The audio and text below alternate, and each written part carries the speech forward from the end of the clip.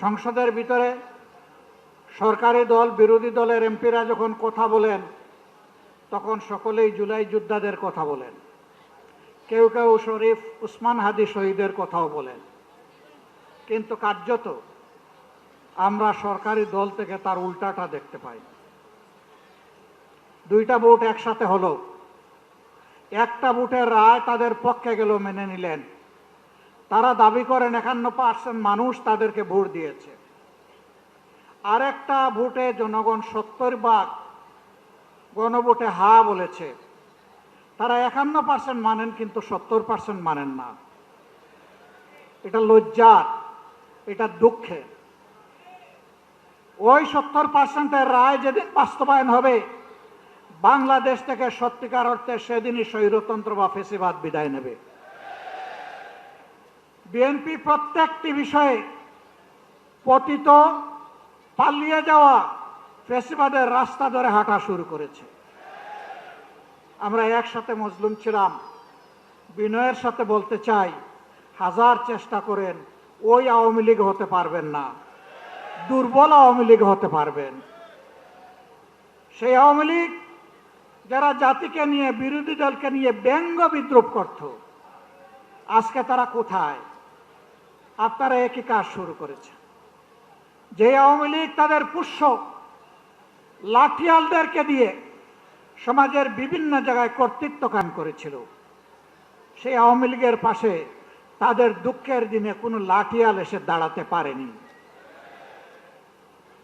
আফসোসের বিষয়, রাষ্ট্রের মৌলিক যে সমস্ত জায়গায় পরিবর্তন দরকার, সুশাসন কায়েমের জন্য, সত্যিকারের স্বাধীনতার স্বাদ জনগণকে দেওয়ার জন্য, প্রত্যেকটি বিষয়ে বিএনপি বিরোধিতা করে চলছে। এটি জাতির সাথে সুস্পষ্ট প্রতারণা। তারা তাদের দেওয়া 31 দফা কর্মসূচি সংস্কারের, তাদের ইশতেহার, এটারও তারা বিরোধিতা করছে। আমার মনে হয় তারা যে বিরোধিতা করছে, এই জ্ঞানটাও বোধহয় তারা হারিয়ে ফেলেছে।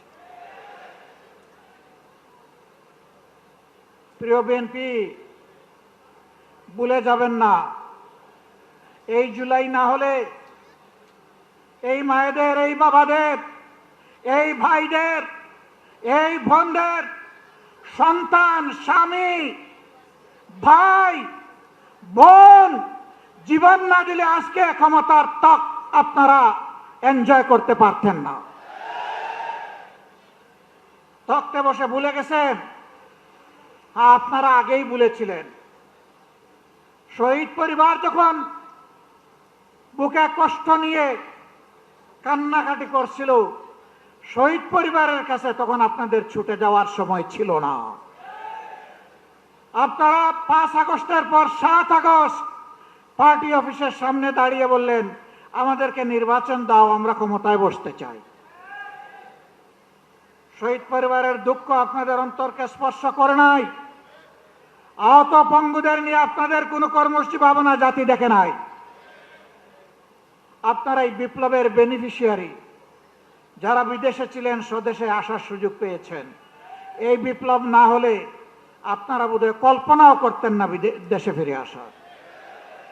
আমার সম্মানিত জেলের সহকর্মী, পার্টনার আল্লামা মামুনুল হক বলেছেন, বিএনপির শীর্ষ নেতারা জেলে ছিলেন, একসাথেই ছিলাম। তারা হতাশা ব্যক্ত করে বলতেন, 41-এর আগে হাসিনা এবং আওয়ামী লীগকে ক্ষমতা থেকে সরানো সম্ভব নয়। 24-এর অভ্যুত্থানের পরে 8 তারিখ যখন বঙ্গভবনে শপথ নিলেন উপদেষ্টারা, বিএনপির বাংলাদেশে উপস্থিত সর্বোচ্চ পর্যায়ের একজন নেতার আমি পাশাপাশি ছিলাম। উনি আমার জিজ্ঞেস করলেন, এটা কি হলো? আমি কিছু না বলে আসমানের দিকে আমার এই আঙ্গুলটা উঠালাম। তিনি বললেন, আসলেই এটা খোদাই দান, এটাই মিরাকল।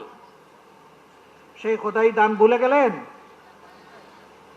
এখন কেউ কেউ দাবি করে অমুক আন্দোলনের মাস্টার মাইন্ড, অমুকের নেতৃত্বে এই আন্দোলন সফল হয়েছে। এগুলা সব ভুয়া। আমরা কারোর ন্যায্য অবদানকে কখনো আমরা অস্বীকার করি না। আন্দোলন আমরা সবাই করেছি, কিন্তু আমরা তীরে ভিড়তে পারি নাই। আমাদের তরি সমুদ্রে ভাসমান ছিল। জুলাই আন্দোলনের নায়করা এই তরি নিয়ে ঘাটে ভিড়েছে, জাতিকে মুক্তির পথ দেখিয়েছে।